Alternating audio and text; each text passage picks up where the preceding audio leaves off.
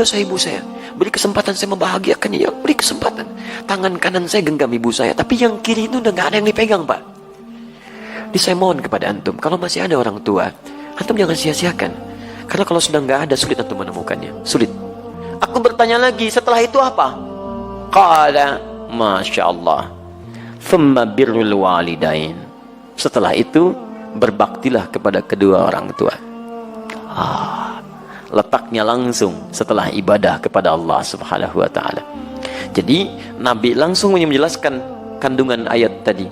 Saking pentingnya bakti kepada kedua orang tua, itu diletakkan urutannya setelah sholat 5 waktu, disejajarkan dengan amalan yang dicintai oleh Allah Subhanahu wa ta'ala.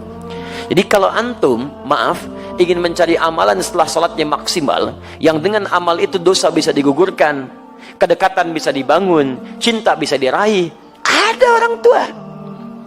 Makanya mumpung masih ada, ayo manfaatkan. Barangkali Allah titipkan kepada antum bukan ingin membuat antum lelah, barangkali ingin mengurangi, bahkan menghilangkan dosa-dosa yang melekat dalam diri antum, ingin menghadirkan cinta Allah kepada antum, ingin memudahkan aktivitas yang antum sedang jalani. Saya sering katakan begini ya, maaf ya, hasil kerja keras antum itu, kalau antum sukses, boleh jadi kerja keras antum cuma 30%-nya, 70%-nya, disitulah tangisan ibunda anda yang menangis di pertengahan malam. Peluh keringat ayah anda yang dalam mencangkul itu berkata kepada Allah, ya Allah mohon, jangan sampai anak saya seperti ini keadaannya. Ya Allah jadikan dia lebih bahagia. Pernahkah antum dengar kisah ketika Sayyidah Hajar alaihissalam mencari air untuk Ismail alaihissalam? Silahkan cek. Yang bolak-balik siapa? Hajar. Naik ke sofa, turun ke Marwah, balik lagi. Berapa balikan? 7 kali bolak-balik. Teman-teman sekalian, yang dapat airnya siapa? Ismail alaihissalam. Sekarang lihat baik-baik. Saat Ismail alaihissalam ingin air, itu kan bayi bergerak-gerak nangis. Jarang, hampir saya nggak pernah lihat ada bayi nangis kaki tangannya nggak gerak. Diam aja begitu kan, pasti punya masalah itu. Kalau dia menangis pasti bergerak tuh kanan kirinya.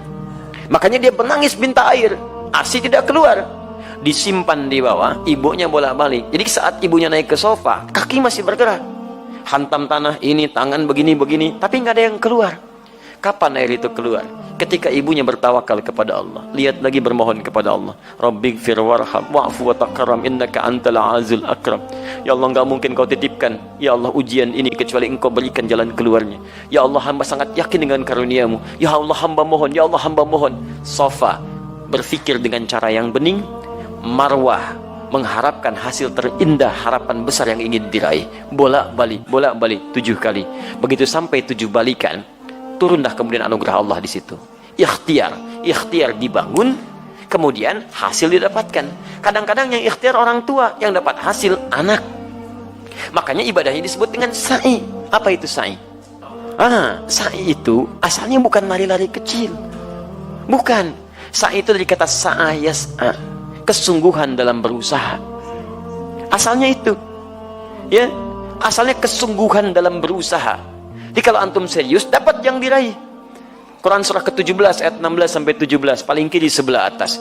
Allah menyebutkan orang yang berusaha serius, sa'a, disebutkan sa'a. Untuk urusan akhiratnya diberikan sepanjang dia serius dengan baik. Sa'a yas'a sa'yan, usaha yang sungguh-sungguh. Kenapa ibadahnya disebut dengan sa'i? Karena pada saat itu ada orang yang sangat berusaha dengan serius, ingin mencari air untuk anaknya.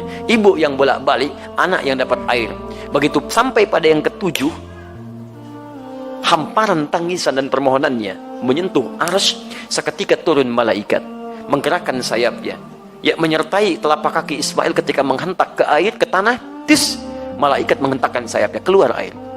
Ibunya melihat, kata ibunya, zam. Apa itu zam? Zam artinya kumpul, jangan berhenti. Kumpul, jangan berhenti. Karena itu disebut dengan zam-zam. Sampai hari ini tidak berhenti. Bagaimana ketulusan seorang ibu dalam mendekat kepada Allah, menghasilkan anugerah pada anak yang tidak berhenti keberkahannya. Nah itu saat antum merasa sudah sukses, usia antum sudah matang 40 tahun ke atas, maka turunlah Quran surah ke-46 ayat ke-15, paling kiri sebelah atas. Jangan antum kira kesuksesan itu antum yang raih. Lihat kalimatnya, wassaynal insana biwalidayhi ihsana. hamalathu ummuhu karha.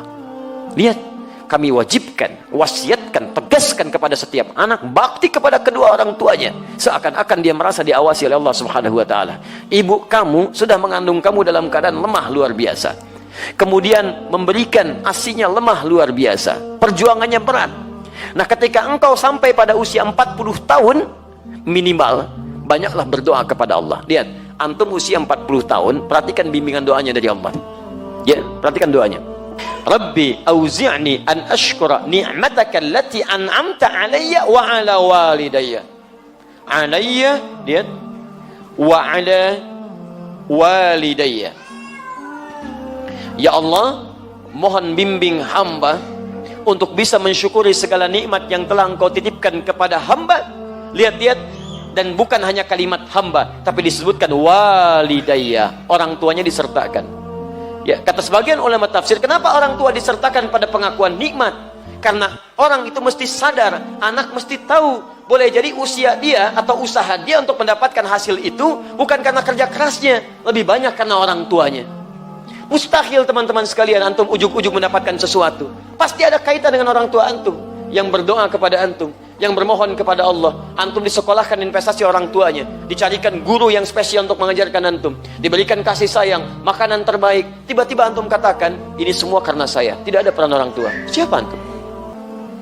Maka jika semua diberikan, maaf, kandungan tidak pernah dilepaskan. Belum pernah saya dengar seorang ibu mengandung, tiba-tiba, mamah mau mandi dulu sebentar ya. Enggak bisa. Kemana aja dibawa. 9 bulan 10 hari berjuang dengan lelahnya. Quran surah 7 ayat 189. ASI sempurna sampai 2 tahun gratis, paling bagus. Quran surah kedua ayat 233. Mencarikan guru untuk belajar sampai paham, ya, sampai antum paham bisa berbagi. Quran surah ke-9 ayat 122. Menjadi dekat dengan Allah dalam belajar. Quran surah 58 ayat ke-11. Cari guru ngaji, ayo talaki, datang ke masjid, carikan tempat, cari guru terbaik, sampai doa, dilindungkan dari setan. Contoh Quran surah ketiga 35 sampai 37. Semua ada perhatian. Tiba-tiba setelah dewasa, Masya Allah, minta sedikit saja, antum katakan, kenapa? Dan hebatnya, orang tua nggak pernah minta. Nggak pernah minta, jarang umumnya minta. Ya, tapi kalau sudah ada sinyal, antum mesti paham. Itu yang kadang-kadang susah. Ya, jadi teman-teman sekalian, indah. Makanya lihat ya, itu ditempatkan setelah sholat tepat pada waktunya, bakti kepada kedua orang tua. Jadi berbahagialah antum kalau masih ada orang tua lengkap. Demi Allah saya katakan, ya, saya ingin katakan pada antum, tolong jangan tunggu penyesalan di akhir. Karena kalau sudah tidak ada, nggak ada kesempatan untuk bisa mewujudkannya.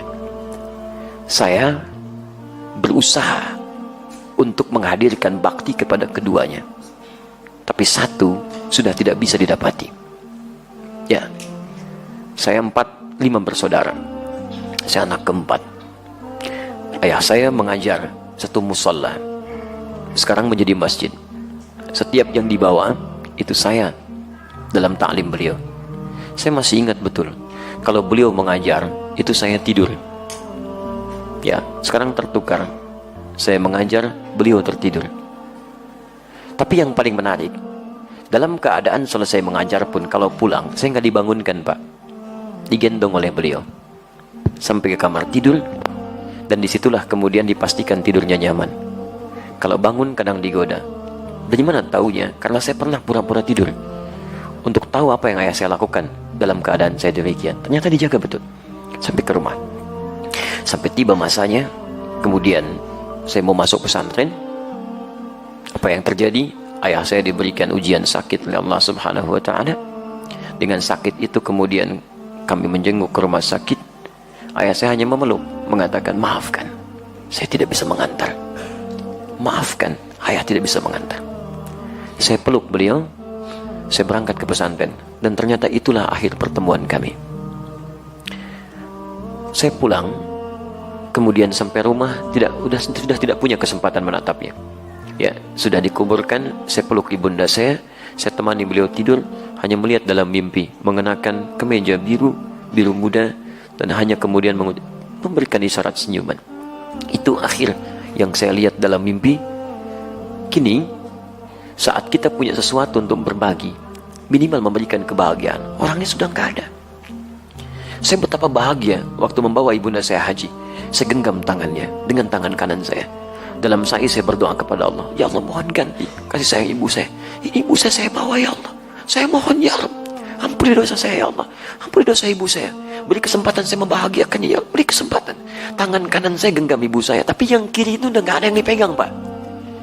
Jadi saya mohon kepada antum, kalau masih ada orang tua, antum jangan sia-siakan. Karena kalau sudah gak ada, sulit antum menemukannya. Sulit. Ya, itu anugerah. Ya, teman-teman sekalian, saya kira itu bagian kedua. Ya, dan yang terakhir, qultu thumma ayyun, saya bertanya lagi, apalagi setelah yang kedua itu?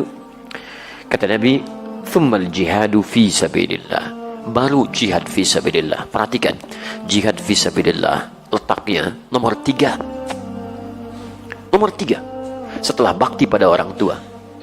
Jadi bahkan nanti dalam kaidah nggak boleh antum mau jihad, orang tua tidak sepakat, antum maksa jihad, antum dosa. Dosa. Nanti kita lihat bab selanjutnya. Ada seorang ingin berjihad, orang tuanya ternyata belum mengizinkan dia berangkat. Dan sedih. Apa kata Nabi? Masya Allah, kata Nabi, pulang kamu ke rumah, buat dia tertawa seperti engkau membuatnya menangis. Buat dia tertawa seperti engkau membuatnya menangis. Saking tingginya nilai bakti pada orang tua, pahala antum diberikan di situ. Kadang antum nyanyi pahala keluar rumah, di dalam rumah ada sosok yang sangat dalam yang menghadirkan pahala kebaikan kita. Mungkin jalan surga antum bukan di luar, orang tua yang dititipkan kepada antum. Yang lain usia 60 tahun, yang lain 50 tahun. Kok orang tua antum 80 tahun hadir di samping antum? Kadang-kadang rasanya makin repot, makin repot. Ternyata di situ surganya ternyata. Dan itu jihad terpenting dibandingkan dengan keluar, dan urutannya nomor 3. Urutan nomor 3. Karena itu hadis ini dan ayat yang kita bahas ingin memberikan pesan yang dalam kepada kita semua, agar dalam setiap kesempatan mari kita tunjukkan bahwa tidak salah Allah amanahkan pada kita orang tua, yang dengan itu titian surga kita bisa diraih.